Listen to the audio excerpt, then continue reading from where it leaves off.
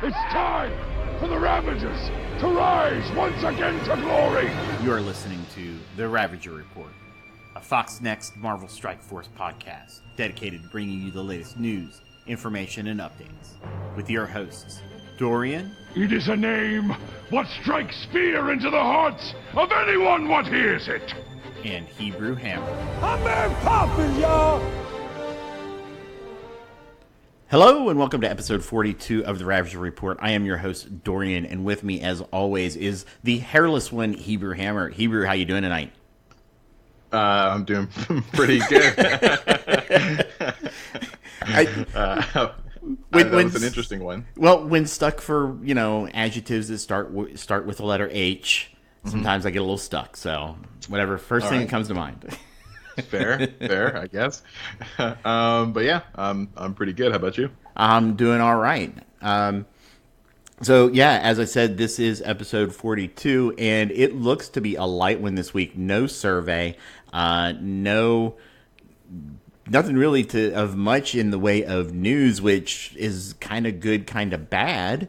But you've got us for a little bit of time, right, Hebrew? Darn straight. Yeah, absolutely. So, are you surprised I didn't cuss there? Because I was about to. A little bit. I get used to it sometimes, and then I'm like, okay. I'm pretty good at censoring myself whenever we're on air. Yeah, so you've got your on air and you've got your off air. I'm the same way because you've heard me talk off air. I cuss like a sailor, but it's a PG-13 show. For some reason, if I'm like with Roy or something though, I curse all the time, and he doesn't want me to either. I don't know why. He has to go back out and cut it all out. Because I think people from his church listen, or he does some. So, but yeah, I think they're he's got good reasons, as do I. Yeah. I mean, it's all fair. I just feel bad for him because I cuss like a sailor on his for some reason, and I don't know why.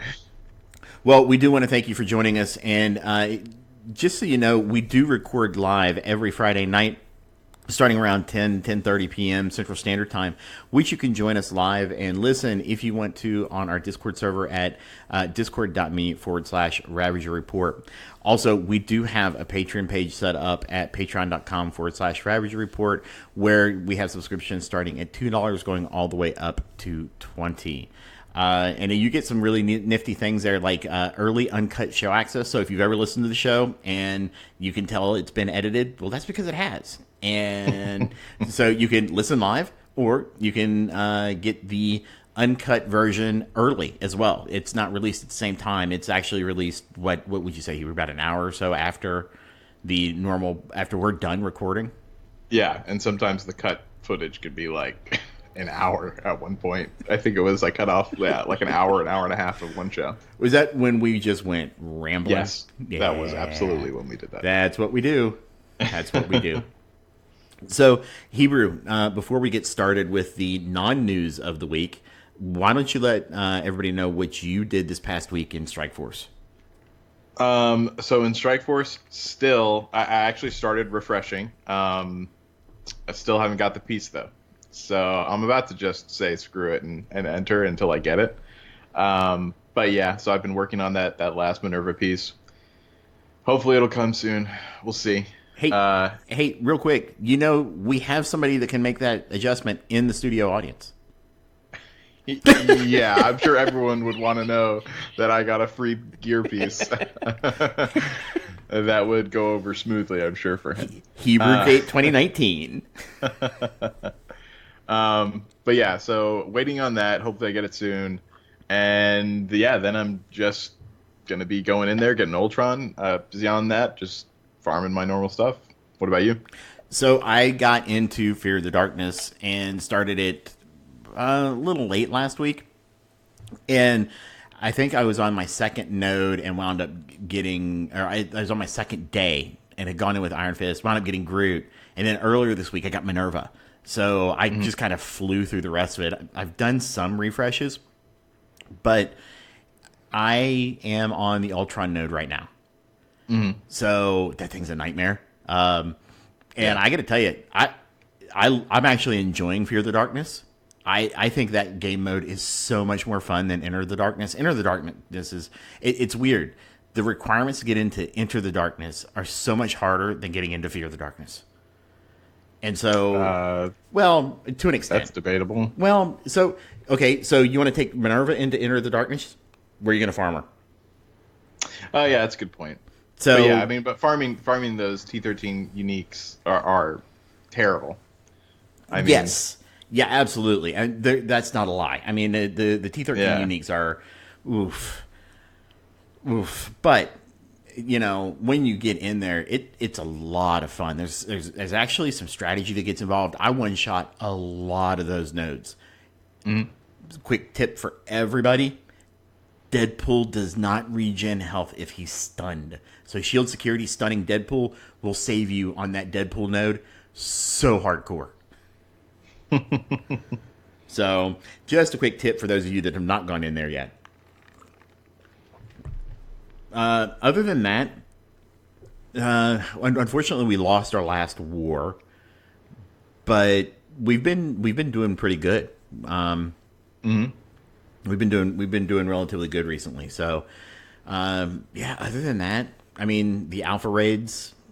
I haven't really done much other than Fear the Darkness, and it's been a lot. I want to say I have put in over 30 hours into Strike Force in the past week. Really? Oh yeah.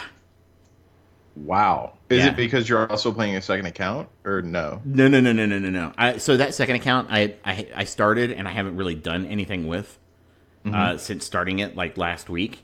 Let's see, last 7 days, I'm at 23 hours and 38 minutes on my phone. That doesn't count the 5 or 6 hours I was on BlueStacks the other night. Wow. Yeah. So, and that's not blitzing. I don't blitz. Blitz is the game mode that I cannot stand the most. And so I'll do, which I'm actually kind of sad about. I wish I'd have gone harder on Falcon because I'm 2 shards away from getting him to the next star. Did you at least milestone and chill on Falcon, or no? I think I missed the last 2 milestones. That's why I'm so mad at myself. Dang, yeah. But I Even was I did that. But I was so focused on Fear of the Darkness that by the time I was done with that, because I took in a sustain team, right? Right. And because I was doing a sustain team, the damage output was so low that nodes were taking me an hour or so to finish. So, you know, I'm doing 2 or 3 nodes a day. Right. So That's that was definitely a big time suck. But like I said, I was really enjoying it, and I'm looking forward to getting Ultron. I really am. Yeah, I bet. Do you already have the gear for him, or no? I do not have the purple gear. And, so today I got Star-Lord to 13 to help out in the Ultron node because I was trying it without Ultron or without Star-Lord. And that thing was kind of hard. I think I had said at one point I would not take Magneto into Fear of the Darkness. I changed that. Yeah. If you can get Magneto into that Ultron node, those blinds will save you so much. If you can get Magneto into to start blinding everybody on the Ultron node, you can just burn down Ultron while people just miss you all the time, and that makes that node a cakewalk. So I wound up upgrading Star-Lord this morning to Gear 13. I was going to hold off because Ultron and Star-Lord use the same 13 gear, Right. but I needed Star-Lord. Thankfully, the uniques are different. That's fair. Yeah, I agree. But yeah, Star-Lord is really good in there with the right team comp. So Yeah. I would agree with that move. Yeah, I went back to using shield security. I had pulled security out because there were so many AoEs in that it was like security was almost more of a hindrance. But man, those slows and stuns can be lifesavers. So, yeah. So that's been my week in MSF, and then in Swugga, I picked up another account, so I'm running 2 accounts there. One's it's a hardcore like 4.5 mil GP account in a hardcore guild, but I'm getting like number 1 in both arenas. So that's very nice because that's a nice crystal income right there. Man, you should just why don't you just take my Swigga account and play it for me, and then I can get it back from you eventually. How have you dropped a lot of money into it? I've dropped like $25 into it. Yeah, no. Go find some other pansy. I don't even think I'm at a mil GP yet, so. Oh, that's brutal. That is brutal. Yeah, I'm running a 4.5 and a 4.1. So, but, yeah, so, and then obviously we can't end the What'd You Do this past week without a Rose Watch 2019. Oh, so, yes, we can. You just don't want to. Well, of course not, man. It's the most requested segment on the show. It's also the most requested to not do it anymore. It is. It absolutely is true. People look. I agree with the second part. Yeah. People love it or they hate it. I get a lot of requests to keep doing it because people want to hear it. In fact, we get a lot of Rose pictures and a lot of Rose talk in the show notes, or not in the show notes, but in the Discord. And probably because everyone else just turns off the show as soon as it starts. It's like, oh, great, this week has Rose Watch 2019. Turn off. Maybe. Go ahead, but didn't the rest of it. I know it's coming anyways. It is coming anyways. But you're probably just going to cut it out. So it's a good chance. They're super tall. I mean, they are so big. This week I've got to put more 7 dust on them because the bugs are starting to come back around. But we're getting into this late season, so I should hopefully be able to finish that up in another month or so. So they are doing extremely well. They are absolutely beautiful. So Flip, you show up for the Rose Watch. You're one of those messaging me privately, trying to show me your roses, and I'm like, no, dude, I know what that means. So this week, as I mentioned earlier, normally we would have our poll results now, our survey, but there really wasn't a whole lot to talk about this week in the term of news, and I really couldn't come up with anything to ask on survey that wouldn't just be a rehash of things that we've done recently. So just decided to skip the survey this week. But looks like we may have some stuff for next week because we're going to jump right into the news, Hebrew, if you're okay with that. Yeah, let's go for it. All right. So we did get a dev blog today. And in the dev blog, it was reiterated, we've got Vulture incoming. He's coming via Blitz. We are getting the beta raid back. And the beta raid is getting changed. It is not going to be Spider-Man Miles anymore. It is now going to be City Villains. Mm-hmm. And we will be doing the raid to earn select City Villain shards. What do you think of that, Hebrew? I mean, it depends on it's select city villains, so I am curious to see what the pool is. But it's not my favorite group. But if they feature some Sinister Six characters in there or something, then I feel like they almost have to. I would think so, but I can't say definitively, but. Yeah, I don't know. It'll also help, Nobu will probably at least be in there so that might help with some people's farm for him for the next time whenever the event comes around. Well, I'd like to see Hand Assassin. Hand Assassin too, yeah, that's a good point. So yeah, I mean, we'll see. It's certainly not ideal for me at least, but for other people it might be decent. So it really just depends on who they put in there. Yeah. If they put in some Sinister Six, then that's fine with me. Yeah, I'm really hoping they do. Otherwise, you're getting Kingpin. Yeah. Which, speaking of him, I haven't seen him in forever. I remember he used to be so meta in Arena. Do you remember that? You had to have the crossbones and the Kingpin. Oh yeah, because he'd throw that defense up. Exactly. And crossbones might get that off twice if you weren't lucky. So yeah, oof, yeah, that was really, really bad. Yeah, that was a good time back in the day. Yeah. Speaking of which, do you have a 7-star Kingpin? I think he's 6. I Yeah, and it's just like pacifying. I targeted him for a little bit, and his node to date is still the worst farm I ever had. So I do not look forward to going back there ever if he ever comes back in meta. You don't ever need to, man. He's in the arena orbs. Oh yeah, that's right. Yeah, I actually have enough shards to take him to 7. I haven't dropped the 500,000 on it yet. It's actually a good point. Yeah, I might even have enough shards to take him to 7. I just might have not taken the gold plunge yet. Now, that is one thing I really, really, really enjoy about Fear the Darkness. Mm-hmm. There's a ton of gold orbs. Yeah, that influx of gold. I have saved every single one. I've got like 36 gold orbs to open up right now. Yeah. Hey, Fox Next, if you're listening, one of the quality of life updates that we could use is an open more than one at a time. Like, I would be able to open a ton. Like, you can do that in Contest of Champions. You can do it in Galaxy of Heroes. You can do it in almost every other game. If you've got more than one, you can just open them all at one time. That would be fantastic. I don't know. I kind of like opening my orbs one at a time. It lets me build up the excitement. Each one is a unique experience. Right. That's kind of we've had this discussion in the past. It's what it's all about, man. The gambling aspect of it. Mm-hmm. Yeah, it's triggering that endorphin rush.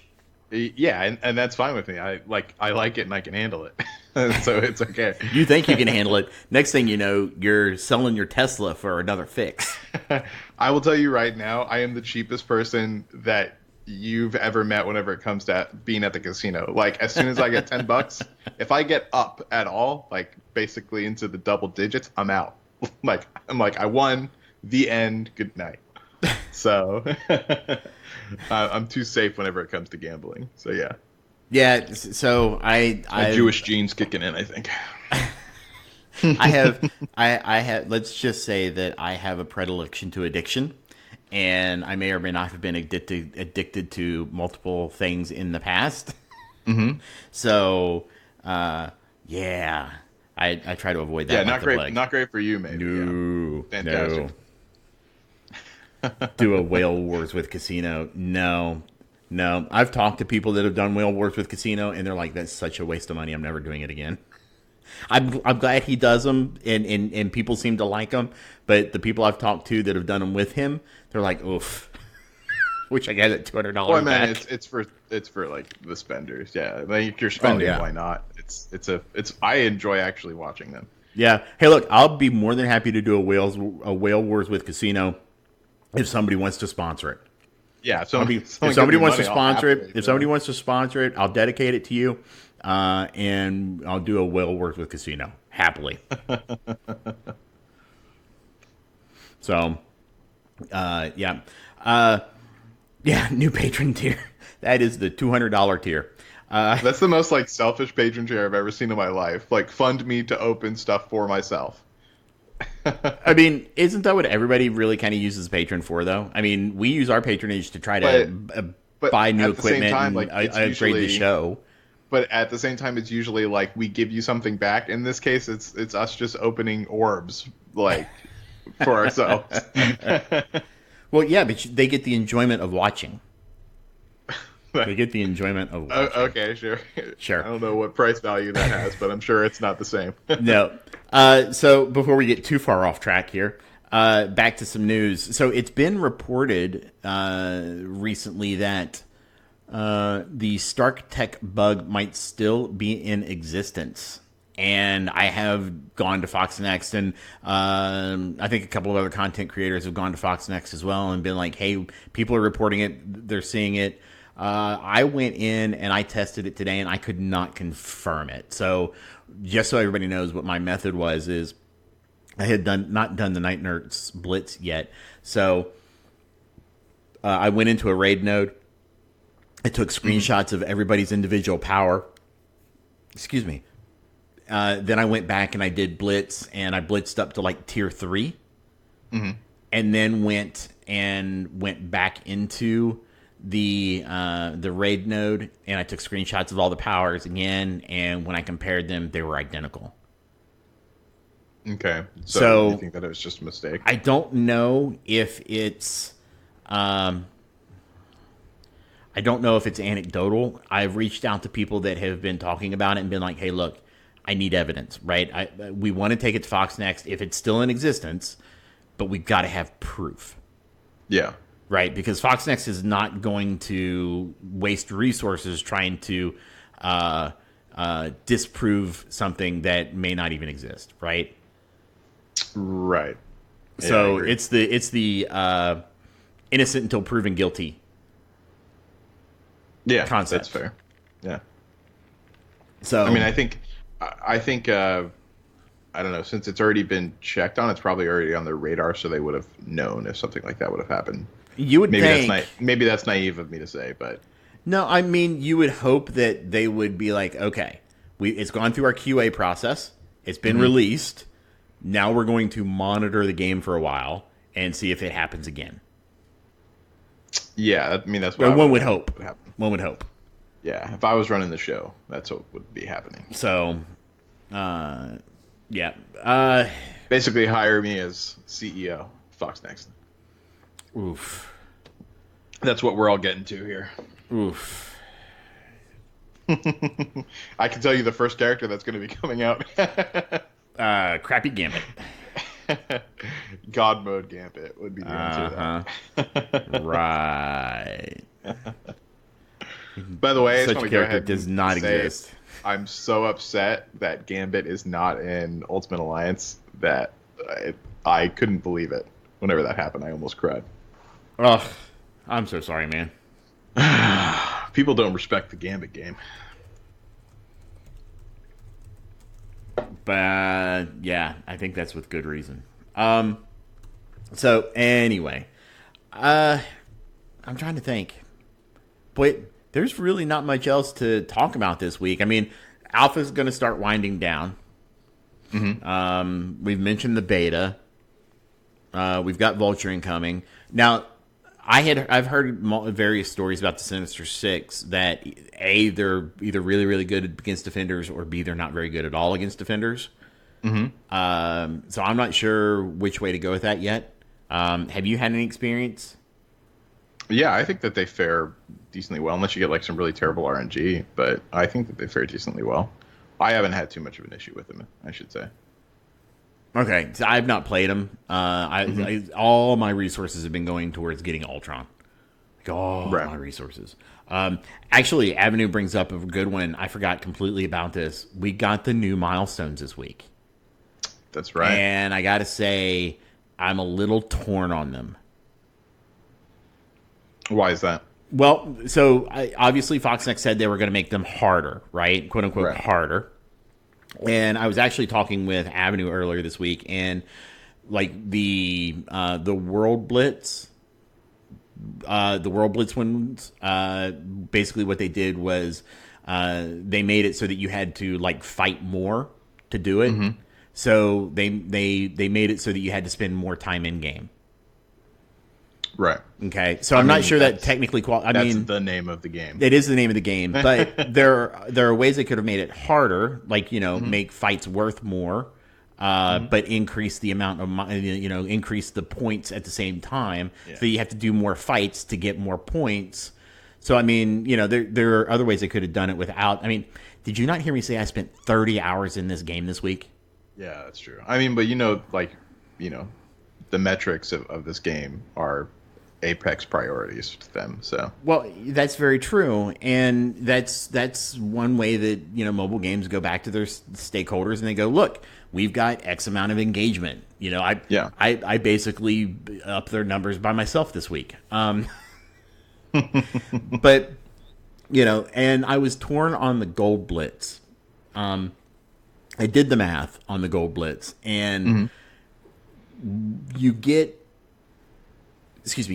basically, I don't have the math open in front of me, but you get basically 1.3 extra milestone orbs if you spend the 2.6 million gold. Now, that's a lot of gold to spend per day.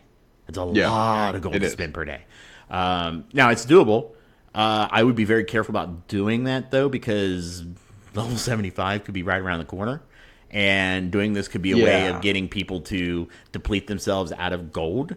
So... that's a good point, actually. be careful with that. But the thing that got me was I broke it down on a per fragment cost. And that per fragment cost basically was, I think under the old metric, it was like 220 gold per milestone orb fragment.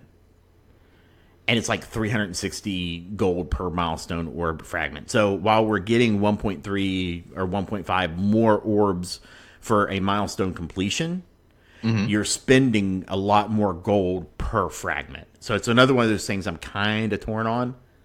Yeah. So, I mean, yeah, again, they said they made it harder, but they made the cost per orb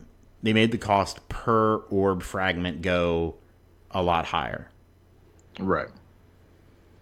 So, Cerebro in chat goes so much tinfoil. Yeah, until we're proven right. I mean, I gotta say, like, I am expecting the level increase to come fairly soon. Like, I want to say within the next month.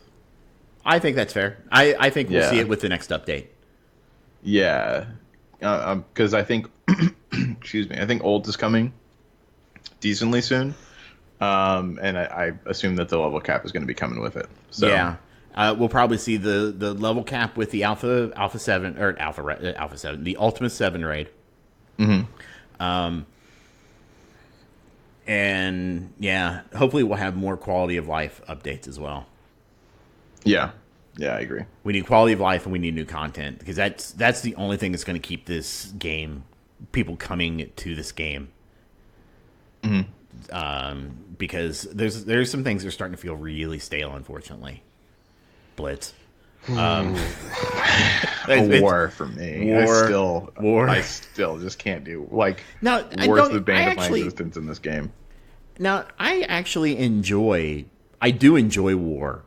It can be fun. It can be,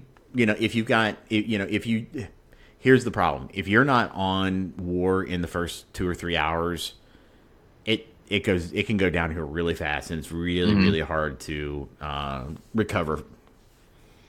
Yeah, I mean, that's my biggest problem with it. It's because it's so micromanage intensive. Yeah. And it comes around so often that it makes me never want to do it in the first place, because if it came around, since it has so much micromanaging involved in it, if it came around once a week or even twice a week, I mean, anything less than what it is now, but ideally for me, I think like once a week, and then the rewards were just, like 3 times as much, that would be great. I could totally get behind that, and I would be much happier with going in and having those micromanagement moments. So I don't know. For me, it's just, it hasn't really hit that. So here's kind of my feedback on that one, right? Because I'm really big into Galaxy of Heroes, which has a very similar game mode, Territory Wars. Well, Territory Wars is a 3-day event, right? Right. So there's the join phase, there's the defense phase, there's the attack phase, and each one of those phases is 24 hours. Right. And one of the nice things that Fox Next has done is they basically took the join phase out of it. They took the set your defense phase out of it, and it's basically just the attack phase. Yeah. So,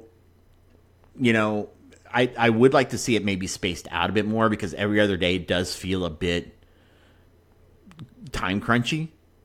A little bit, yeah. Well, Here's where the Alliance War breakdown really, really happens. And this again goes back to the whole metrics thing of the energy, right? And they're getting this from because I've started playing Contest of Champions. I see a lot of where they're getting some of their stuff from, because Contest of Champions does this where you get your energy, and during Alliance War you can only go so many nodes before you got to wait for your energy to refresh. And the Strike Force is doing the exact same thing, and that's no fun. That's if you want a something for the community and these alliances to do together, get rid of defense boosts, get rid of energy, and let people attack when they can, because if you're in a war with somebody who's in a completely different time zone, oof, that goes bad really quick.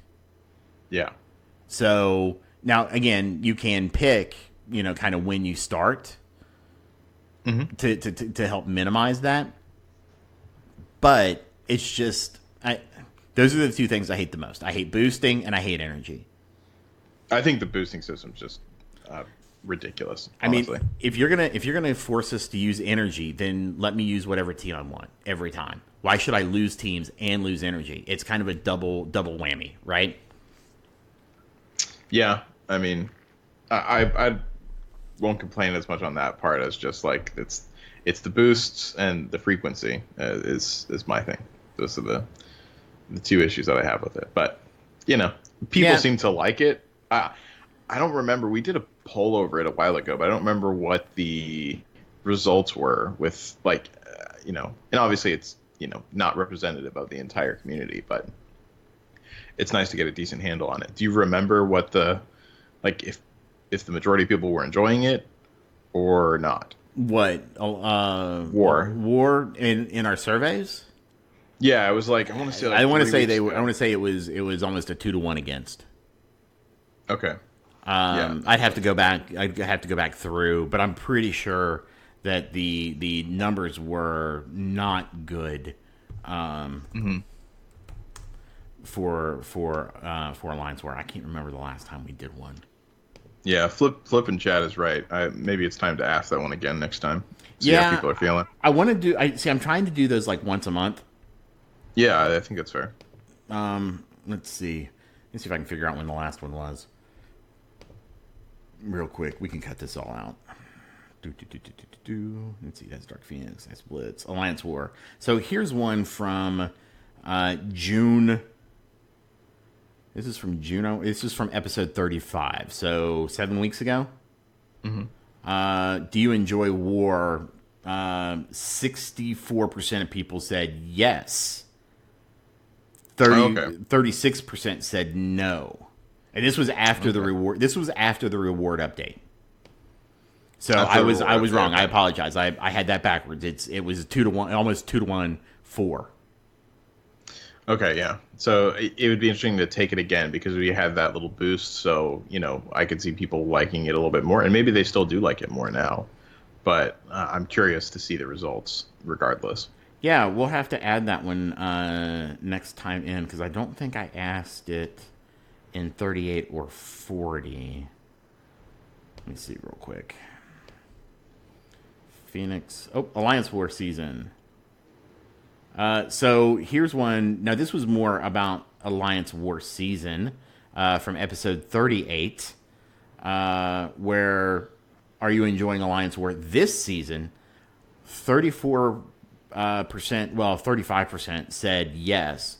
43% said no. And 23% said they don't care one way or the other. Okay. Which is very solidly not a yes. Yeah. So, if you take the 43 and the 23, you're now at 66%. So it's a 2-1 kind of against Alliance War. Right. And this is, is your alliance going hardcore in Alliance War this season? 65.5% said no.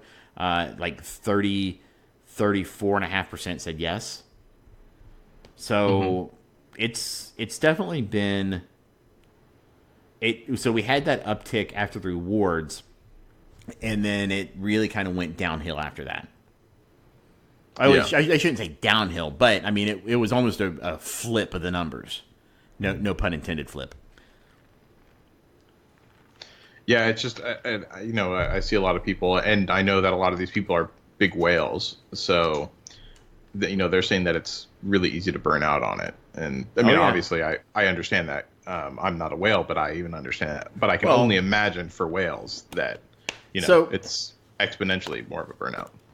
So there are a couple of issues with it. There's the frequency, and then there's the lack of options in matchmaking. Right, and this is where it gets to be kind of problematic. So, especially at the top end, if you're in a top end alliance and you're in a specific like time zone start time, you're only going to get paired up against other quote unquote top end alliances in that same start time, which are really going to limit the options. I think that you need to. I think there are some issues with Alliance War that 6 months in we need to address. And I think that we need to you got to get rid of energy so that people can attack when they can, and you got to get rid of these defensive boosts. I think those two things right there would be, and the third thing is you got to make it so that everybody starts at the same time. Yeah, I think that would at least take the boot off the neck. You know what I mean? Like it would. It would open up options. Yeah, exactly. Well, I just would feel like I wasn't being as controlled by my phone and this game that I need to get on at these specific times and everything. So, yeah, I think that it would at least alleviate a lot of the pressure that a lot of people feel. So, it's hopefully they'll tweak it as they go. I don't know if they'll ever change it because it honestly works out so well for them. Well, yeah, for them. But yeah, when you're burning out your players, how good is it for you, really? Yeah, I mean, we're going to get into that kind of existential territory that we did, a few weeks ago. But yeah, I mean, I think, it basically all comes down to what do they care about more? Well, and I think most of the time it's them trying to find a happy medium between it. I do still agree with skews that. more, but it typically skews a little bit more towards them. I guess understandably. I have a hard time saying that, but yeah. So look, I know we've been extremely negative, but I've been doing a lot of soul searching over the past couple of months, right? Mm-hmm. And I would hope the tone of the podcast has gotten better in that time frame. But I look at like a lot of the things that Strikeforce does compared to other games that I play competitively, and I'm like, there's not a whole lot of difference here. When you compare similar games, they may do some things differently. Red Stars are horrible, but Red Stars still a pill I'll never swallow. Red Stars. Oof. I will take that one to the grave with me. Yeah, worst thing. That is. Anyway, we're not getting off on a Red Star rant, but there are some things that I see Strikeforce do that when you look at the larger picture and when you look at other games and what they do that typically we are okay with. Mm-hmm. But for some reason, we're not okay when Strikeforce does it. And I think it's because Strikeforce went through so many changes so early in their development cycle after release, mm-hmm.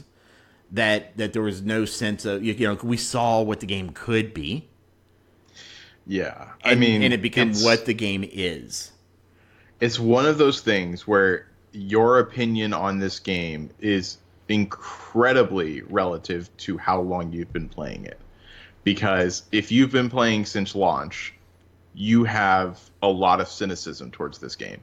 I can guarantee it. But they've done a lot of stuff. If you are if you started yesterday, or I shouldn't say yesterday, it's a bad example, but if you started like a month ago or something like that, you won't know all the bad stuff that happened. This is just how the game always was to you. Right. And so you're going to be totally fine. 2-hour blitzes, that's a thing. We remember the glory days of 6-hour blitzes. Right. And that's another thing that it still affects me with blitzing. Like I still kind of hold it against blitz, which is one of the reasons why I don't blitz, because I still remember how great it was before. But, for new players, it's always been like this. So they don't know how it is or how it was for us. So it's always relative to how long you've been playing and managing those expectations. Yeah. So I'm gonna respond to Avenue really, really, really quick, mm-hmm. Saying he's a day 4 global launch and he's not cynical. You went through your cynical phase, Avenue. You and I talked. You were ready to quit. Well, I think it's it definitely varies from person to person, but I would argue that the majority of people who have been at least in more involved in the game, I would say that they have at least had like a heightened level of cynicism towards this game compared to other games. Yeah, I don't know. Guys, when I was talking about real quick, when I was talking about, one of the things about like reusing teams, I wasn't saying we should be doing that. It was just kind of an off the cuff example of a change. I would not want to see people using the same teams over and over and over again. I'm just saying energy's got to go. Energy is a horrible thing, especially when you consider the fact that a lot of wars start later. People work, right? Mm-hmm. And not being able, I don't have time to log in every couple of hours to do a war attack. I can do 2 or 3 when it starts, and I'm basically done until the next day, and then I gotta go to work. Yeah. So it's just. War needs some. There are some things in this game that could use some tweaking to be more player friendly, and I think where I was going earlier was I don't think Fox Next has it out for its customers, but I don't know if the customer is the first thing on their mind. I still feel like it's the shareholder is the first thing in their mind. Does that make sense? But that does. Oh, there's a balance. I think there's a balance. There needs to be I think it will and kind of should always skew towards making sure that they're taken care of. Well, and they should. I mean, people, they got to make money and they've got to make a business. But and a lot of this again goes back to some of the really really bad things that we saw, in the first year of the game. Because it was really rough, that, and when I log in now and I get bombarded with 3 ads before I can even play the game. Oh yeah, the ads are. I'm just like, oh my god! It started with just one, so you would log in, you'd see an ad, then you would go to your roster, you'd see another ad, then you come back to the home screen and you'd see another ad. Now I log in, I'm getting 2 or 3 ads. I've got to click past. I go to my roster, I'm getting 1, 2, or 3. Then I come back to the home screen, I'm getting another 2 or 3, and I'm just like, this is horrible. Mm-hmm. And it's gotten to the point where if you can't, it used to be like if you logged in it only happened once, maybe twice a day. Now it's like every hour. Right. The number of ads that are just inundating this. Inundating this game is just absolutely horrible. Yeah. I mean, I know you got to make the money. I get that. I'm a free market capitalist. I got nothing against people making money, but I don't like some of the practices that I've seen to make that money. Yeah, I think it's just I play other games that are, I would argue even definitely more successful even financially, and they don't do some of the things that this game does. But that being said, it's like I understand the moves that they're making, and they're not terrible. It's just I think that really I can just sum it all up as this because we should move on. But I think that just time efficiency, on the customer side, taking care of a little bit, taking the edge off a little bit on how much engagement we have to put into to still stay competitive, I think would be ideal. If we could shave that off a little bit in some way, that would be great. Yeah, but absolutely. As far as the rest of it, yeah, I mean, I think most people can understand the moves that they're making. Yeah. All right, so we're going to go ahead and move on now, and we're going to hit the first of our patron segments. And this segment is brought to you by Assassin Avenue. And Assassin would like us to talk about clusters and alliances. And so he asks, since clusters are necessary for alliances, should Fox Next be taking a more active role in them? What are your thoughts on that? I mean, honestly, I don't think so. I know that might be weird to say, and maybe it's, I don't know, maybe it's me not having enough experience in clusters to be able to say that. Because I know that you, for instance, you've been part of Swugga, you've had a cluster alliance before. This is most of my time in this game has been with a solo alliance anyways. The only time whenever I was with a cluster alliance, I mean, even the one I'm in now is a solo alliance. So the only time that I've really been involved in a cluster alliance was the short time that I was with you. Yeah. So I've got some really good insight into this one because I've been a part of clusters for years.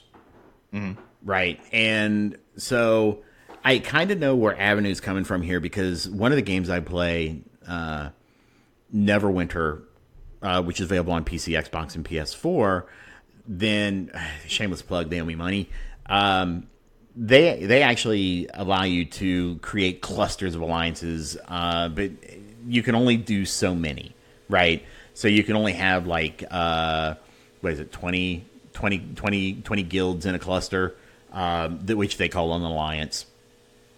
In a game like this, I really feel that Foxnext or CG or Kabam, none of them need to be involved in clusters because I feel that those are player driven and they're really up for the players to manage. They're up for the players to decide how they want to play the game, and in terms of a commitment level. And and there are bad clusters, Sigma. That I know you have harsh feelings towards them. Well, I mean, in Swugga, I did my best to. I mean, anyway, I'm not going to rehash that one. Yeah. But I mean, and then I went and helped start a brand new cluster, right? Which I just recently turned over to somebody else because burnout's real, man. But right. It's clusters are. They're not a necessary evil, but they do make things a little bit better because they can be great resources for people. But because there's no way in the game for Foxnext to manage clusters, I don't think they should be involved. I think that Foxnext should stay out of it, that clusters should be relatively self-serving. People have the choice to not be in a cluster. You can take your guild and leave, or alliance. I'm sorry. Yeah. You can take your alliance and go somewhere else. You can be a solo, or you can join another cluster that you feel may be better. So I'm in more of a, I'm very libertarian on this one, very hands off the cluster aspect of it. Yeah, I will say one thing. I think that in a game that stresses guild activity, alliance activity so much, I really feel like the tools in the game are far too minimal for what we actually need in order to accomplish a lot of it. Like, I honestly think that you shouldn't be required to set up an entire Discord, system and server in order to talk with your guild mates efficiently. You know what I mean? So I would say in-game alliance work should be increased. Like, I feel like personally, like, it would be really cool if I was a captain to be able to, map out people's lanes and things like that within the game. That would be really cool. Maybe that's a little too intricate, but something like that, I don't know, like set up assignments in game. I think that would be really cool. Maybe that's just asking for too much. Like I said, I really don't know, but I feel like for how important alliances are in this game, that the tools that we have currently in game are too little. We do need some quality of life improvements for alliances. There's no doubt about it. Yeah. So I don't know. We'll see. But yeah, as far as like them taking a hand in cluster alliances, I just feel like it's not meant. Like, people decide to do cluster alliances because it helps them, but the game isn't made for creating cluster alliances. You know what I mean? It's really just not. For being in a alliance. So that's my opinion on it. But that being said, also I've seen the work that goes into running a cluster alliance, and it's absolutely absurd. Evan was was the first person I saw like firsthand have to work within that system, and I applaud his commitment because holy cow. Oh, it's hurting cats. It's crazy. Absolutely hurting cats. It's hurting cats that have ADD. Yeah. So I don't know if maybe there's something that they can do to alleviate that, but I also just, at the end of the day, I just don't think it's the game's responsibility, honestly. Yeah, I think there are things that they can wind up doing better. Recruiting in game could certainly be better. Recruiting in game could definitely Absolutely. be better. And Avenue, since this is his segment, it forced disbanding by a cluster. So again, it comes back to alliances control themselves. The cluster doesn't control an alliance unless you give up control to the cluster. And some clusters require that, some do not. Some have rules that you have to follow. Some are just more of an association. If you don't want to be disbanded, unless you've given over leadership to somebody from the cluster, you can kind of take that guild or alliance and go somewhere else if you guys want to stay together. And if they kick you out, there's nothing that stops you from forming another alliance with the people. That's why, Discord is such a great thing. I don't like the fact that sometimes we have to use a third-party utility to talk to other people. There are some things that's my part. Yeah, there are some things that like Galaxy Heroes does really, really good, where you can get allies, right? And you can message them directly. So if you were to ally yourself with everybody in your guild that you wanted to, whatever, I mean, there are ways of doing it. I don't know if forced disbanding really is a thing, mainly because at the end of the day, the alliance has the control to pull themselves away from the cluster and not be a part of that. Right. Yeah, I agree with that. I mean, like I said, my experience in clusters is incredibly limited. So, you know more here than I do. Yeah, and I mean, and this is coming from a guy that took 5 guilds from a Swugga cluster, and started a brand new cluster. Mm-hmm. So, and it's I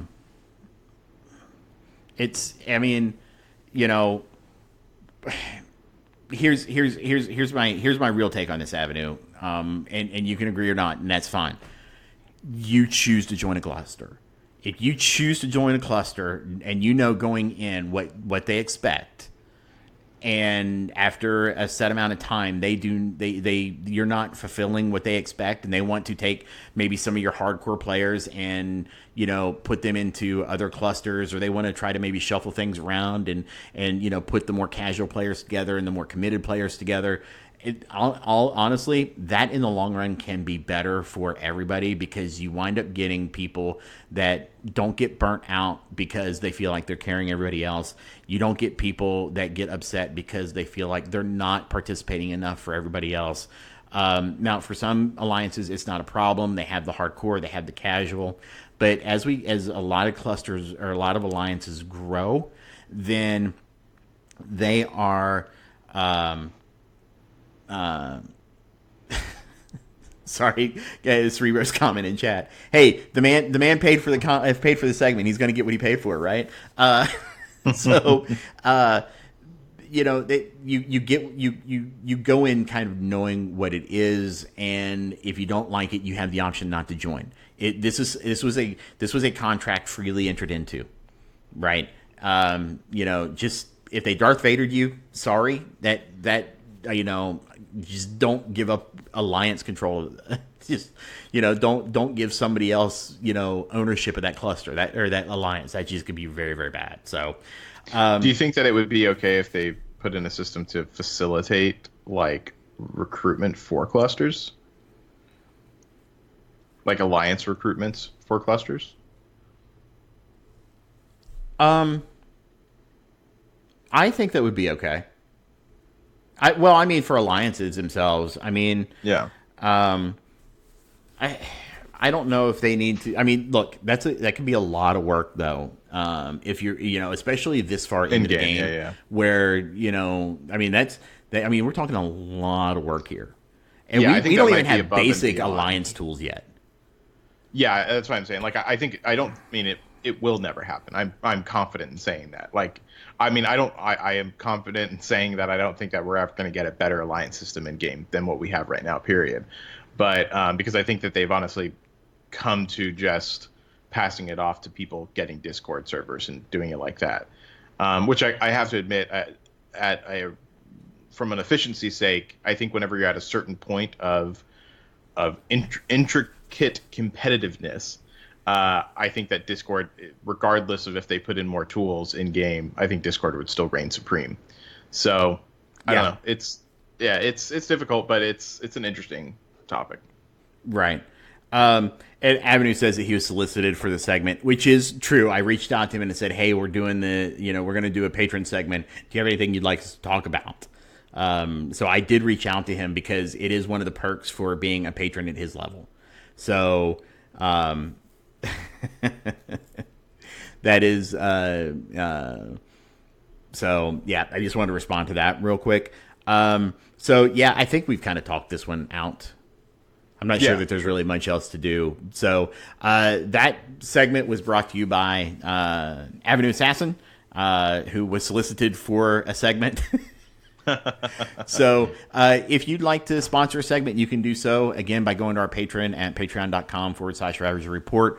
And that is, at the, $20 level where you can get a segment, once a quarter. You can sponsor a segment. So, Heber, I think we're going to skip that one and we're going to go straight to the characters. How do you feel about that? The characters are the top 5? Yeah, that's fine. This has been, it's actually, I've been getting some good feedback on this one. Yeah, people like this segment. Okay, I haven't seen the statistics on if people are enjoying the segment or not since it's new. People have just been like, I like it.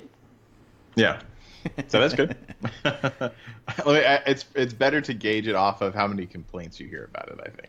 Well, yeah, I haven't had any complaints. Most people just won't say anything. Yeah, if they're okay with it, then they just won't say anything. Hey, look, silence. Silence is approval, right? Yeah.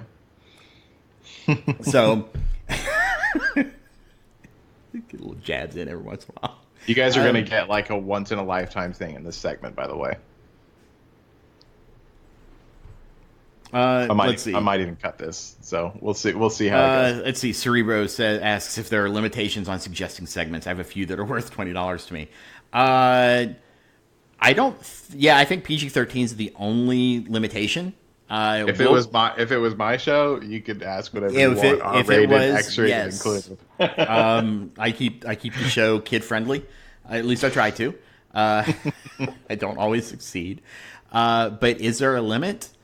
No, I mean, especially considering the fact, I mean, maybe at some point there might be if we have enough patrons at that level that we can't just do, everybody all the time. So, yeah,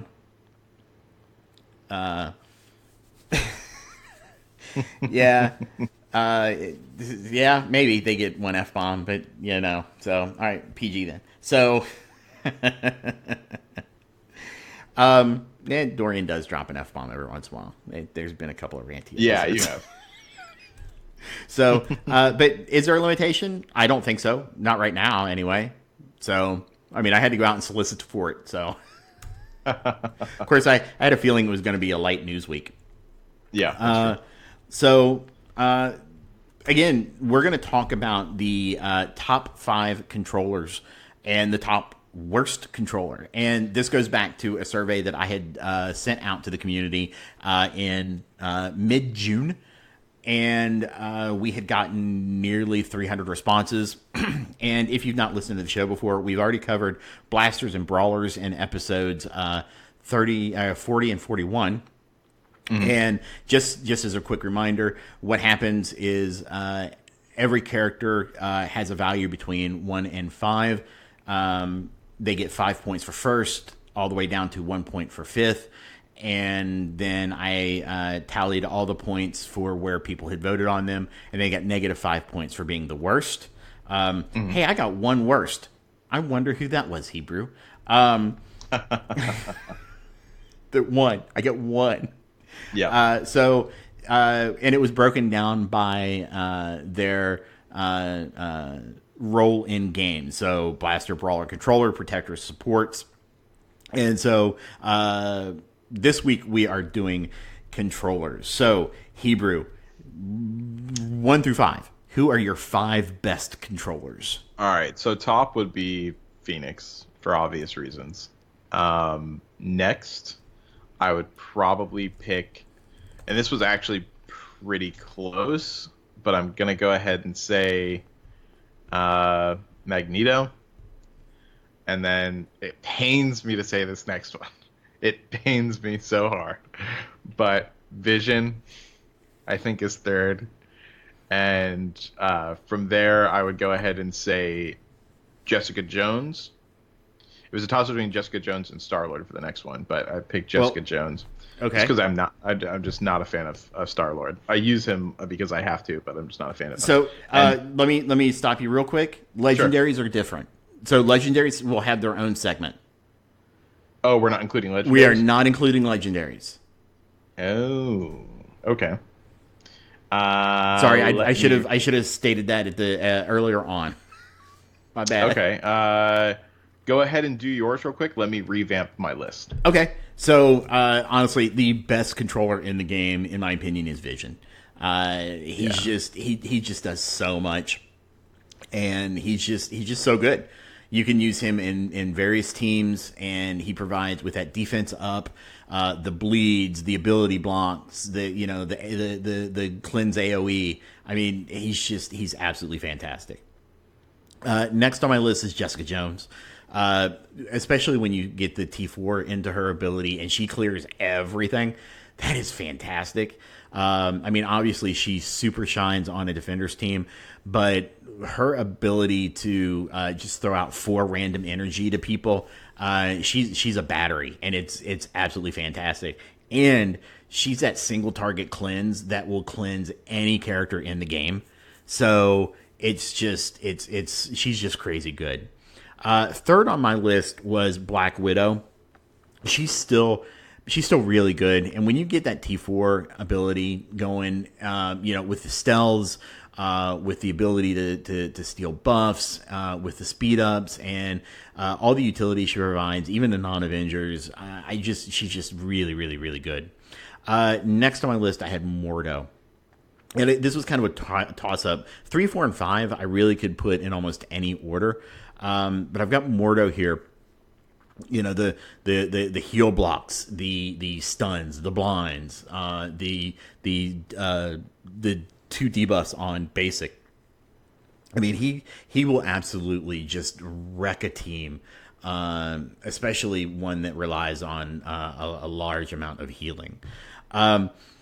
And then finally on here, I've got Loki. Loki is just so good, from stealthing the entire team to that being so quick that he can, especially if you're going up like against a Guardians team, Rocket can one-shot a Groot if Star-Lord's on there, because he gets that target going with the defense down. I mean, he's just I really, really, really love Loki. So that's my top 5: Vision, Jessica Jones, Black Widow, Mordo, and Loki. Yeah, that's fair. So we had a lot of overlap here. So I'm gonna go ahead and say, because he was next on my list after the 2 legendaries. Vision is unfortunately number 1. For all the reasons that you laid out. He's just so plug and play. He's involved in so many meta teams. Like he's honestly just really, really good in this game. I've always said he's very good in this game, even though he's a garbage character. Yeah, just to reiterate, his problem is not with Vision in game. It's with the way Vision was portrayed in the movies. The way he was written, not portrayed, but written. The way he was written, because Paul Bettany did a great job. But he was directed that way. He's a good actor. He did what he could with it, but just Vision in the MCU is garbage. Okay, so Vision was my number 1. Then I go to Jessica Jones because she has the AoE cleanse, which is like one of the most important things. huge. What am I trying to say here? I'm blanking on everything. Help me. I don't know, man. I'm not psychic. Debuff cleanse. Jesus Okay. Christ. I mean, sorry, buff cleanse. Oh my god. I'll edit that out later. I don't know what happened. All right, so Vision, and then Jessica Jones, and then we're going to go to from there. I'm going to go ahead and say Loki, because envising the entire team is incredibly good. Creating the duplicate copies, they're nice for the distraction, and plus they get dodge. yeah, So they they're not do being get killed dodged. immediately. I mean, it's a pain. Yeah, it's a pain in the ass whenever you see him there. He's you have to target him quickly. So yeah, that, and then I'm gonna go ahead and say Ronan. Solid choice. Ronan's really good. He's actually still one of my favorite characters to play. He's becoming more and more useful, honestly, and I think he's very underrated as a character.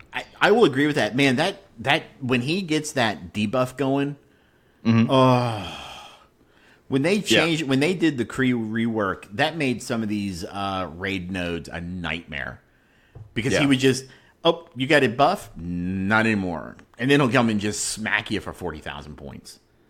Yeah, exactly. And I'm going to make my last one. Mordo I was considering, but I'm going to make my last one Venom, because if you've thrown Venom on a Brotherhood team, oh my gosh. That is a fantastic and fun combination to have right there. Yep. So yeah, I'm going to go ahead and say him. He's also just an awesome, I love him as a character. He's really cool, and they did a really good job with him in game. So, I mean, he's slow, but it's fine. Like, for what he brings to the table, it's okay. Yeah, I feel like you should have just said all that in an Aussie accent for some reason. Oh, is that? I don't know if he would pick those exact things. Chew loves Venom in a Brotherhood team. That was all he could talk about for a while. Oh, he does? Okay. Yeah. Well, I mean, he's right. It's really, really good. So anyone that hasn't tried it, I highly recommend it. It's not only like really, really good, but it's also a lot of fun. So. Oh, Hebrew. Buddy, I need you to go to the store and go buy yourself some aloe. What? Aloe, because you just got burnt. For what? Go read the chat. Okay. Start with Captain Murdoch at 11:18. Okay. All right. Where is it?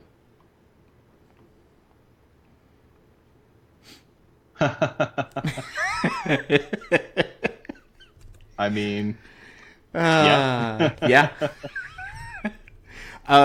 So let's see the community. So the community numbers were in, and the consensus here between all of us was really, really close, right? So the community picked Vision at number 1 with 896 points. Black Widow at number 2 with 713. Jessica at number 3 with 469. Loki at number 4 with 459. And then Mordo at number 5 with 325. Your Ronin came in 9th. Now, he was really 9th? Yeah, he was 9th. Wow, okay. Venom came in 7th. Man, okay. 6th. People just don't know. Was Quake. Quake would have been a solid choice. Quake is a solid choice, but I mean, she's slowly kind of phasing out, I feel like. Yeah, but boy, she does some really good work in Fear the Darkness, though. Yeah, that's what I was going to say. Like, I mean, like, her biggest draw is honestly her in Fear of the Darkness, because she does really, really good there. But yeah, she isn't the character that she used to be, where she was a dominating force in every single team. You know what I mean? Yeah. Now, just so you know, from Venom to Ronin was a total of 21 points. So it was there wasn't a huge stretch. Scarlet Witch came in there in the middle, though. I'm not too surprised by that. I debated throwing her in. Yeah, because that just keep those debuffs for another turn. Really, really nice. Yeah, the redistribute and the deflect are, I mean, like, that's a pretty powerful combination there. Yeah.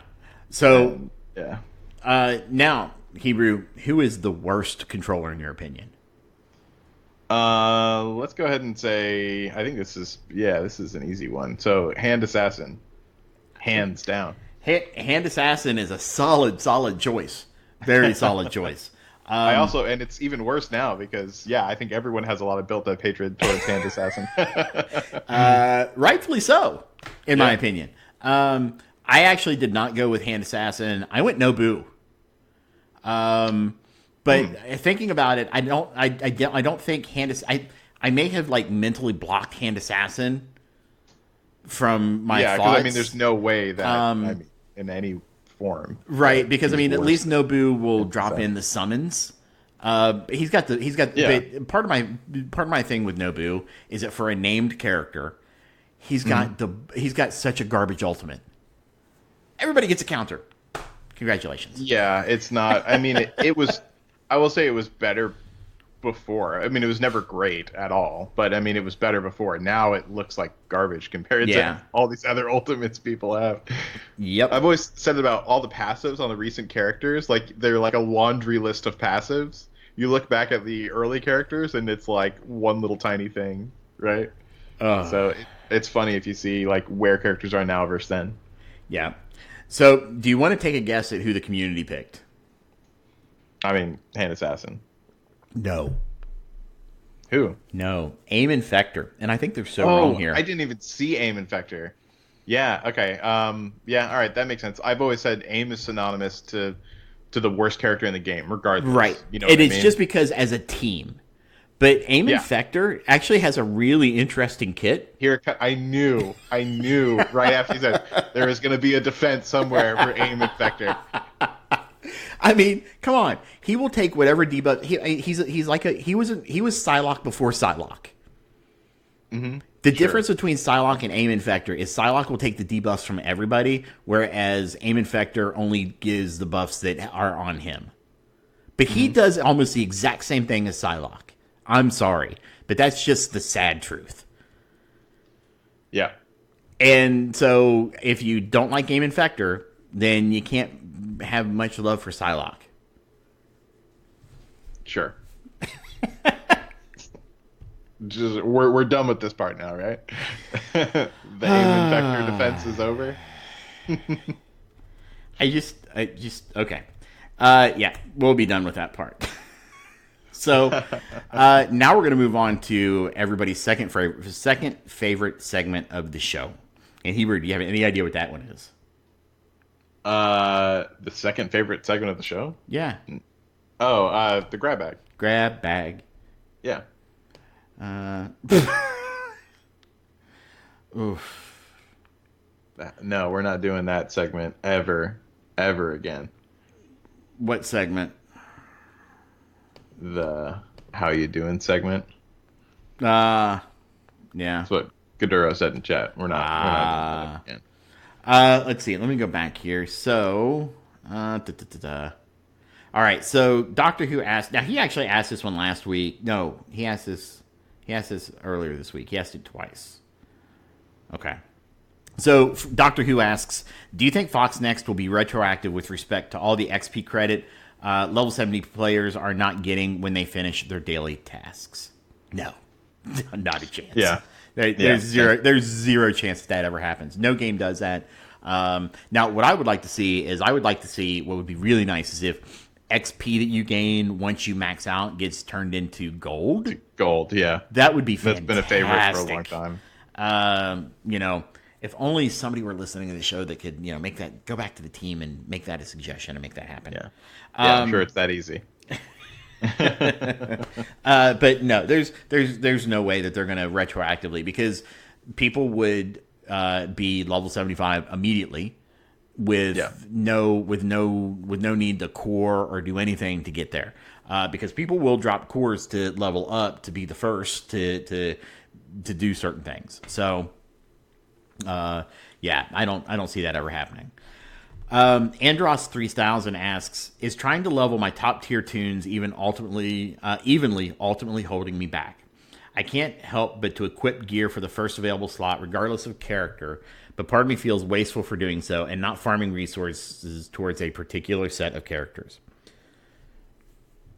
You want to answer that one first? It depends how far you're pulling them out of balance. I would say, like, if you're bringing one up dramatically above the others, then yeah, I think it. I mean, depending on the mode. So, like, for something like Blitz, like, yeah, that's not going to be ideal. But he's talking about in a specific team, right? Like in a meta No, he's team. just saying top tier tunes. Oh, just tunes in general. Yeah. I mean, once again, I guess it just depends on your mode because, I mean, if you're amping up a super meta character for raid or something like that, then that's fine. Like, you know, yeah, I think that's okay. I don't think you're doing any particular harm to not leveling up the rest as fast, but just don't let them get too far ahead. But for Blitz, like, you're doing more harm there than you think. Yeah. So. Yeah. I think my only add on to that is going to be, what are you trying to get out of the game? Mm-hmm. You know, if you're trying to be super competitive, then yeah, because these games are all about, resource management and efficiency. And you can have a really high CP by targeting very specific characters and getting them maxed out early, over other characters. So yeah, I mean, if you have like a carry in a team, like a particular carry that you want to level up like really high, that's going to do well in raid, and you just have like a little protection, then I mean, you can do that. But it's just it really depends on, I guess, the characters that you're leveling. There's so many variables there because I could say it depends on this, depends on that. But yeah, for the most part, I think it's okay unless you're really going into Blitz or you're bringing them up way too high over the rest. Yeah, and that can, offsetting can be burdensome, especially if the ones that you're offsetting aren't going to be able to carry you. So, yeah, the one that you are offsetting should be able to carry you. Otherwise, you are doing it wrong. Yeah.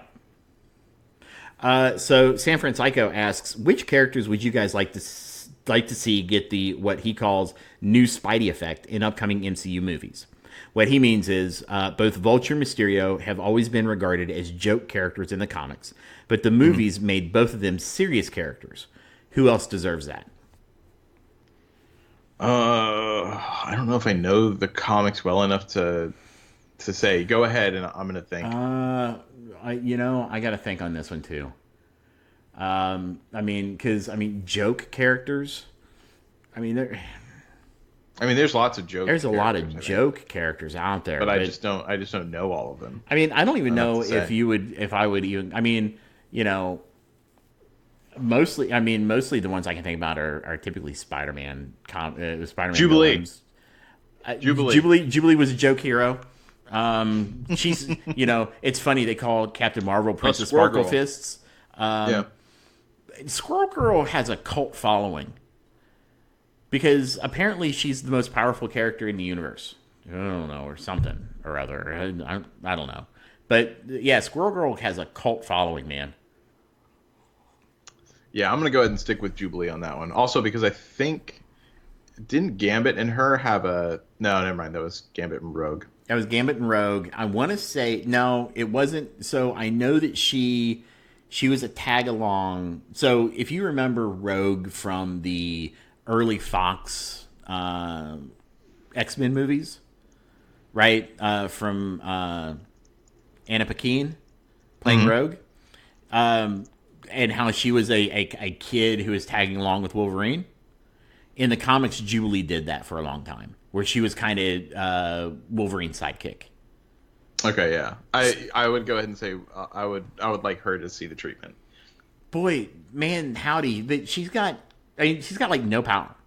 She shoots fireworks from her fingers, right? Mysterio was just like shitty illusions, so they made him pretty good. He wasn't crappy illusions, man. He was... I don't know if I would actually call Mysterio a joke in the comics. He was pretty... he was able... He was an illusionist. Mm-hmm. And, he was able to trick people into believing what they were seeing. So, regardless, yeah. yeah, I'm gonna unfortunately for me, nobody really comes to mind that I would say that I could think of. Yeah, I don't know. Old Man Logan Mysterio. Oh man, Logan Mysterio. Is that an actual thing? I don't know. I'm not looking at chat. Okay, yeah. Sorry. Go ahead. That's okay. Let's see. So Doctor Who asked that one again, so we're going to say no. Let's see. Special Ed Greg. First, give your description of a sandwich. So, what is your description of a sandwich? My description of a sandwich would be, probably ciabatta bread, and then I'd probably get some pepper jack cheese on there, some lettuce, some mushrooms, some onion, and then some, I'm going to say salami, some mustard, some deli mustard, so the spicy mustard, and then I'm going to say turkey, and then you close it up with the other end of the ciabatta. Okay, so basically what you're saying is 2 slices of bread, meat, and some condiments. Yeah, but I mean, it's Okay. more specific than that. Well, Like, okay. This is my sandwich. That's that fine. I'm making right here. Now, no. Not your sandwich, a sandwich. What is a sandwich, right? The only sandwich I know is my sandwich. Oof, we got a lot of work to do with you. So now, referencing your description, Hebrew, do you consider the following sandwiches? A hamburger. Is that a sandwich? Yeah, I'd go ahead and say it's a sandwich. Sure. How about a hot dog?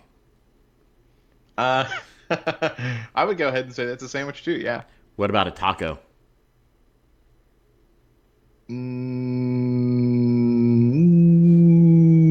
No. Does pita qualify as a sandwich for you? Well, okay. Wait. All right. Let me. Yeah, that's a good point. Yeah, a pita bread is. Although I don't know, it's like sandwich adjacent. Okay. I don't know if I would describe it as that. Yeah, it's like sandwich adjacent. I'm gonna go ahead and say that. And finally, consider a folded up sliced piece of pizza. That's just delicious. But no, I wouldn't consider that. It's once again, I would say that that's sandwich adjacent. I would agree with that. Now, a hamburger is not a sandwich, nor is a hot dog.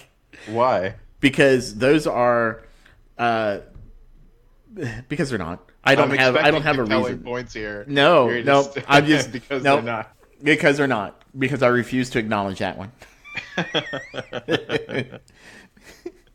The question's weak. By the definition, yes. Yeah, But no. but by your standards, no. Correct. By my standards, no. Hey, look, you were able to find your sandwich, and all else is not a sandwich, basically. So, By the way, if no one's ever tried that sandwich, you should make that sandwich because it's delicious.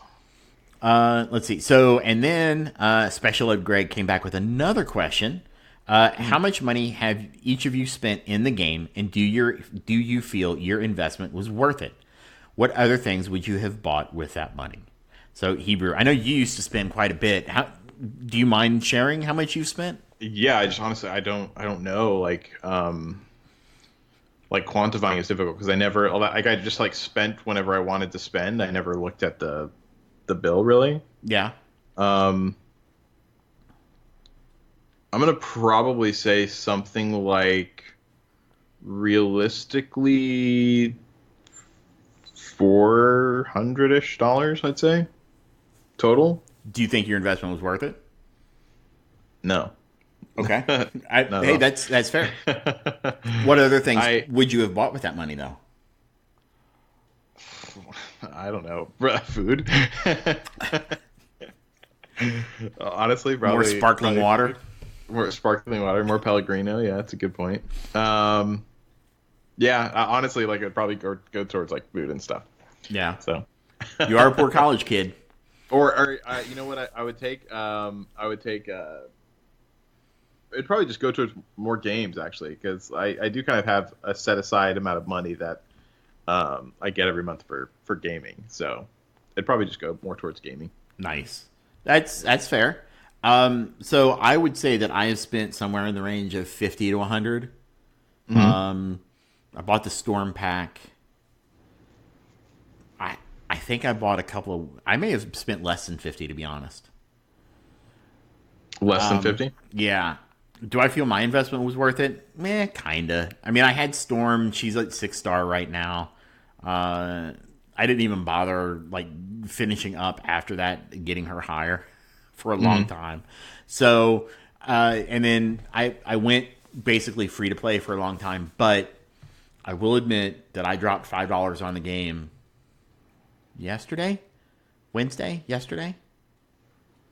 because I was out of cores and I'm in Fear of the Darkness. And I wanted to do a refresh, so I bought cores so I could refresh.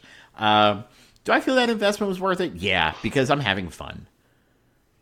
Yeah, it's very subjective, you know. For me, I honestly felt like mine wasn't, because I invested that before Red Stars, and I feel like whenever Red Stars came out, it invalidated a lot of my effort, period, especially my spending. So yeah. Let's see. Sorry, somebody pinged me in there in the studio audience. So I went to check to see what that was about. So what else would I buy with that money? Boy, not a whole lot. I mean, $40-$50 isn't much money. I'd have saved it up, I guess, maybe for something, or put it into gas, gone out to eat a few times, gone out and maybe bought another couple movies. Speaking of which, In-Game comes out early release on Tuesday, people. So yeah, we're gonna have a. I've already pre-ordered it, and we're gonna have a watch party because my wife and daughter still haven't seen the movie, and we have had a very strict no spoiler discussion in the house for the past few months. Yeah, so I can finally talk about the movie in front of my wife. I'm so happy. So Leclac asks, what's your comfort food when you are sick? Well, I'm Jewish, so you could probably take a stab at that. What, lox? No, bagels and lox is just my morning breakfast.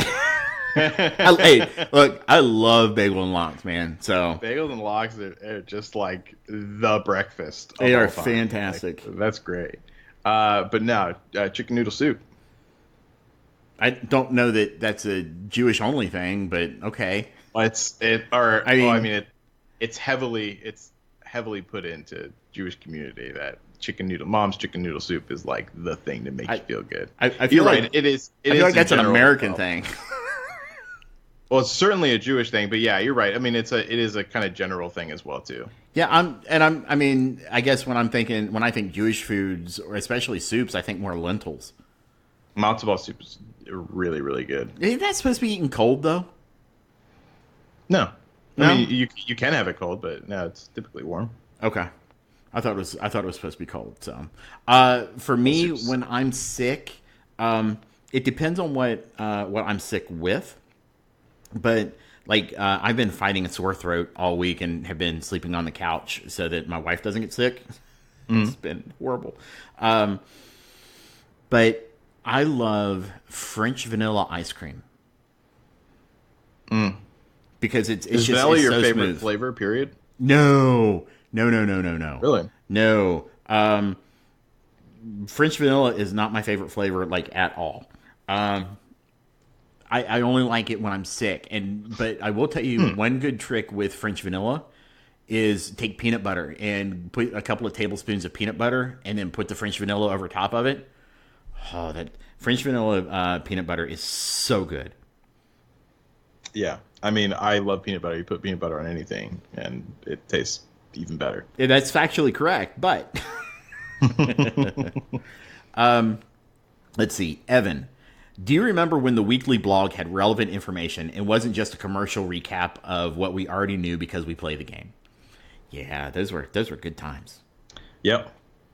Yeah, those were some special times. Yeah, I kind of miss a good dev blog. Yeah, it definitely is a little more fluffy now. That's for sure. And, I mean, so if you look at this week's dev blog, correct me if I'm wrong, but the only thing in that blog was the fact that we're getting the new strike raid, the beta raid's coming back, and that it's going to be city villains now. Oh, and the 2 times mercenary event. Yeah, I will say, though, in the same light, and I've thought this several times before, and it might be because with previous games, this was the first game that I was really, really invested in as far as from a community standpoint, right? I got on the Reddit and I was keeping up with everything. But I don't know if it's super common practice for developers of games to put out weekly updates.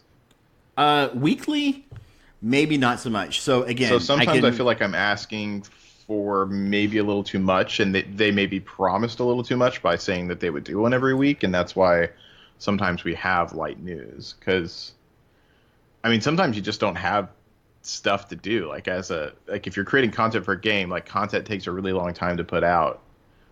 Yeah. And so I'm just wondering, sometimes you might not have stuff, but that's why I think most developers would shy away from giving weekly updates, because I don't think it's sustainable. Yeah. So Galaxy of Heroes, they would do updates when they were doing an update, right? They would do a forum post when they were doing an update, or they would do what they would call the road ahead, which they would do once a quarter. That makes a lot more sense to me. Yeah, actually, I almost feel that I would rather Fox Next pull back from a weekly blog, and because we do get the in-game mails, which is nice. I mean, Vulture was in the blog, but it was in-game. So, yeah. It's nice to have it, but I felt like it was just in there because they promised us we would get a weekly blog. Exactly. That's what I feel like most of it is. It is just fluff, but I feel like a lot of times it's just fluff because there's nothing else to say. Yeah. They say super obvious stuff because, they promised that they'd say something, but they don't have anything. Yeah. I would rather see them recant or walk that back and say, hey, look, guys, we know you want a weekly blog. We don't have a whole lot to talk about every week now. So we're going to give you once a month, or we're going to give you, when we do server updates or patches or something like that. That's when I see a dev blog, I want to know what's going on with the game. Patches. We these are bugs we're fixing, or bugs that we've squashed. This is our plan. Like a road ahead type of thing. Not just hey, here's it. Basically, the weekly blog has just become a weekly calendar. Yeah, I mean, it's just a calendar at this point. Yeah, I will say one thing though, and this is something that I've recently found in another game that I really, really, really, really enjoy, and I think that what the devs there are doing for it is really cool. They're really involved with the community, and they have in their official Discord, they have a suggestion thread, and then they have everyone in the community vote on the suggestions for every week, and then they take the top 10 suggestions for that week. And then the community manager talks about each one of those suggestions and says, "Is this AFK?" Yeah, that's AFK. So I did one of those that got 300 votes and never got talked about. It was one of the most. Well, you got to remember it's 150,000 people on that Discord server. It may be now, but it wasn't then. It was one of the most for a really little, or it's been very high for an incredibly long time. It was still one of the most, because it was the whole gear should, only purple gear should drop from Soren. Mm-hmm. That it got a ton of upvotes. But yeah, I mean, it might just be that it wasn't up high enough or something, because I do see them weekly doing it. Or maybe they just started that recently after I left. The feedback part of it could be that could be it, because I just started paying attention to that part about 2-3 weeks ago. That's cool that they do that. Yeah, I think that would be a cool idea. I mean, you could even say oh, we can't do that because of this, but at least it'd be nice, and it would probably fill the air a little bit on some of these weekly things. Yeah, you mean like a Q&A? That would be basically. that would be good. But it's it's just a kind of democratic Q&A. You know what I mean? Yeah. So yeah. Let's see.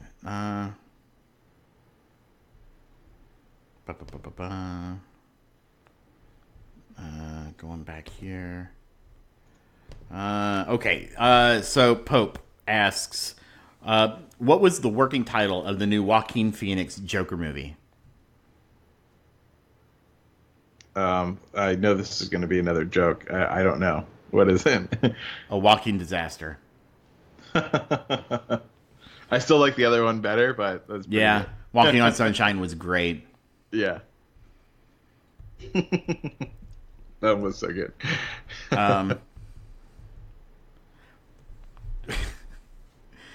Yeah, I'm trying to think of one. I've got the punchline in my head. I'm trying to think of how to get to the punchline though. Oh, don't bother thinking. Just move on to the next one. So anyway, hey now, give me a break. And so finally, yeah, mine was going to be something along Christopher Walken. Yeah. Basically anything that has walking in it. Yeah, pretty much. But Christopher Walken. So, Yeah. so two of the greatest actors ever. Anyway, Captain Murdoch asks, what is one thing you are really bad at that you wish you were better at? Really bad at that I wish I was better at. Man, it's hard to find anything I'm bad at. I'm so kidding, by the way. I don't know. You go first. Let me think. Actually, no. I have mine. Cooking. I'm terrible at cooking, and I wish I was really good at cooking. I've tried to be good at cooking. I watch like some of the actually a decent bit of those cooking shows. I was a big fan of Hell's Kitchen for a while. Pretty much a lot of the Gordon Ramsay stuff, and I would try to make actual like good fancy food. Like I'd go to the grocery store and I'd get like all the cool ingredients and everything, but I am so bad. It never works out. Everything comes out burnt and tasting really weird, and I don't know what it is. I'm just terrible at it. So my girlfriend just does the cooking. Fair enough. Cerebro digesting milk products. That's good. I wish I was better at that now too. Yeah, I miss it. What's one that you never wanted to know? Nah. We should want to know everything Sure. about everything. So what is something you're grateful you are really good at? Something I'm grateful I'm really good at. Grateful I'm really good at staying calm in arguments. You are good at that. You are really good at that. You are really good at that because we've had some some doozies off air. We really have. And that's one thing I don't do well. Stay calm in arguments. I get very passionate. Yeah, that should retroactively be your That is retroactively my really bad at that I wish I was better at. What am I really good at though is that I'm really grateful for. I'm really grateful that I'm good at software engineering. Because it's something, not only do I love doing it, that's good. But it provides for my family at the same time. Being good at your job is definitely being good at your job is something that is really, really good. But at the same time, because it's not what I originally set out to do. I was self-taught as a software engineer, and so it's something that I fell in love with. So. So I'm very, very, very happy that that I'm good at that. So, and so Hebrew, that's gonna do it for this week. That was the last of our grab bag questions. That's how tight was the show this week. This show was really, really, really tight. We were sitting at 145 right now. It was still 145? Yeah. How in the world do we do that? My God. I nothing think Cerebro said it best when he said, "Staying on topic." Yeah. My gosh. Okay. All right. 145 for that. I can't believe that. That's insane. Yeah. Okay. No, you could probably cut out at least 5 minutes of going back and looking for old Alliance War statistics and stuff. Yeah. Yeah. We'll see. So, all right. Well, Hebrew, before we head out, is there anything that you wanted to say to our lovely studio audience and guests for tonight? Just thanks everyone for showing up live. We really appreciate it, and thanks for everyone, especially who are patrons. We super appreciate that. And yeah, that's pretty much it. All right. Well, we do want to thank you for listening to the Ravager Report. You can find us on any and all of your favorite podcast apps, or by going directly to our Podbean site at ravagerreport.podbean.com. Don't forget to subscribe and leave us a rating and a review, as it helps us make the show better for you. You can find us on Twitter at RavagerRepo and join our Discord channel at discord.me/RavagerReport. If you'd like to help support our show, you can do so at patreon.com/RavagerReport, where we have subscriptions ranging from $2 all the way up to $20, and you can get such perks as early access to the show, early show notes, roster reviews, and much more. Finally, we want to say a great big shout out to all of our listeners and current patrons for their continued support. And until next time, keep fighting, true believers.